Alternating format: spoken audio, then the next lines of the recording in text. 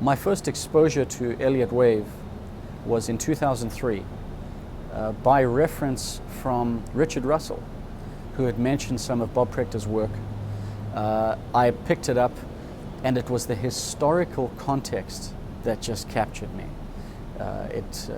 That's what grabbed me, because I suddenly didn't feel so special. The unearthing of socionomics for me personally was a pretty bizarre experience, and I'll tell you exactly where I was. I was on a flight from Amsterdam to Boston on my way back from northern Mozambique, where I'd been looking for investment opportunities. My thinking at the time was that China's expansion was going to eventually consume resources around the world, and in large part I thought of East Africa as being a perfect place for them to go. So the year was 2004. I want to say it was in the fall of 2004, and on the plane on the way back I had been carrying around with me these two massive treatises. One was the Wave Principle of Human Social Behavior, and the other was Pioneering Studies in Socionomics. And I finally, on this long enough flight, got to a point in human social behavior where the book, I kind of, not to be too dramatic about it, but I essentially closed the book and dropped it on my lap and realized that what I had just read was the lattice work of my life up until that point.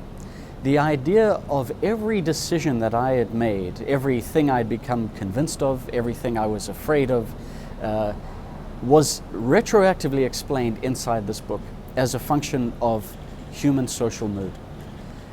And it was almost as if the scales fell off my eyes, and everything made sense to me, going all the way back to, for example, I'm originally from Zimbabwe.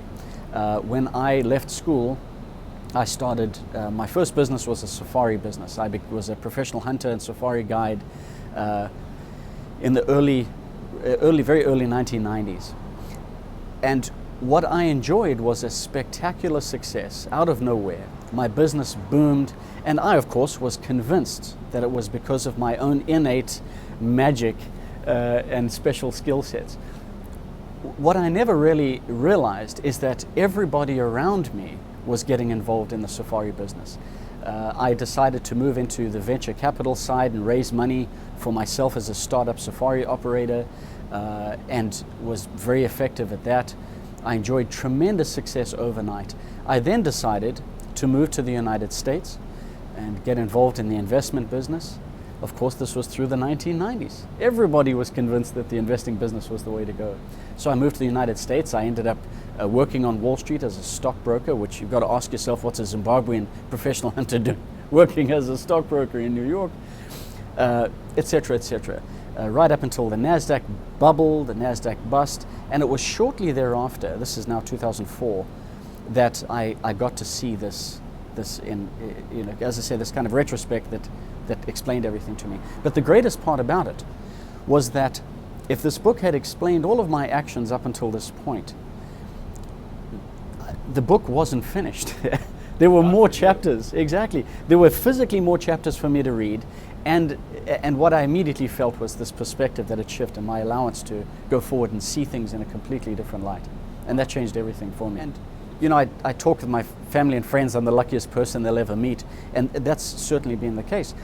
For example, I chose to close down my business and leave Zimbabwe in 1998. At the time, Zimbabwe was, why would we talk about Zimbabwe? Because like anything else, its contractions and expansions are driven by social mood. And so if this is applicable to a little boy from the bush in Africa, I should think it's applicable at the sharpest end of the spear, US and Western economics and marketplaces and so forth. But I elected to leave in it was March of 1998. And when I did, Zimbabwe was just booming. And there was a sense of tremendous peace and opulence, prosperity.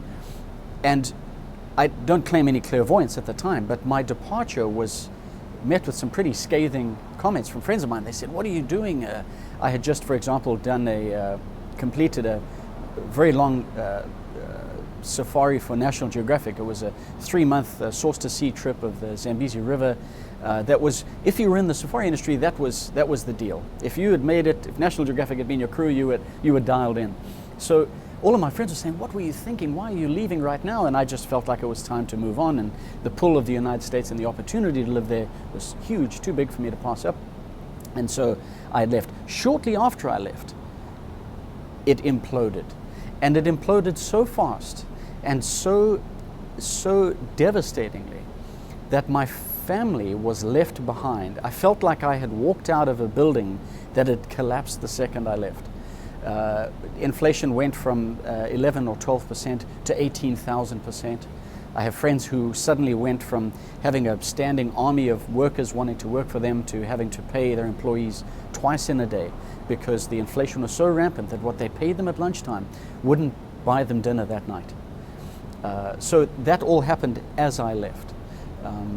And that all of these things, again, coming back to that insight on that KLM flight, all of this made sense. And its subsequent troubles, the social issues, family and friends being battered and assaulted by crowds and riots and so forth. So the best experience the earliest strong experience or positive experience that I had with the application of socionomics was in 2005. I had, at the time, like anybody else, become convinced that by owning real estate and rental properties, that would be the surest path to my global domination.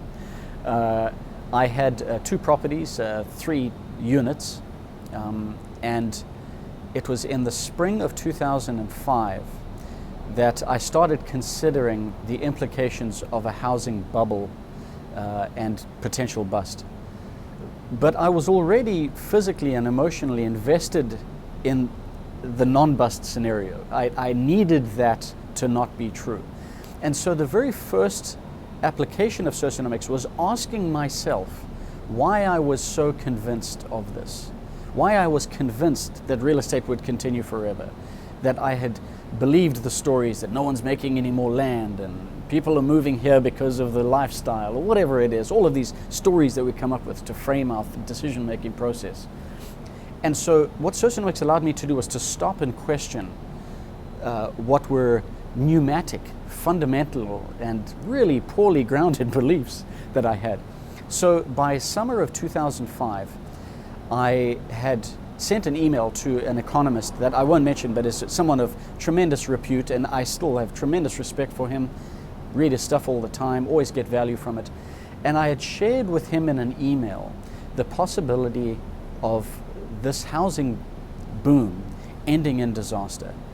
That started an email conversation that essentially ended with him saying, kind of pat, now young Padawan, just settle yourself down. So by spring of 2006, so I'm a slow learner, it had taken me a year. Spring of 2006, I decided to sell the properties I had. I was going into contract on a condo that I was going to live in a city in the Northeast. I retreated from that, sold my rental properties, and elected to rent. My thinking at the time was that if this glut of housing went the way this boom turned into a glut, that that rental prices on high-end properties would be a dime a dozen. Within the space of 9 months, I was renting a 2,500 square foot home on the ocean with a private beach, spectacular views from every room in the house for less than the property taxes. Less than the property taxes. So being able to hold to that, to have the insight, thanks of course to the work of Elliott, of Bob, of the Socionomic Institute, and being able to apply it to my own life, it's immeasurable benefits. And it went on and on. I did the same thing for years, all through the bust.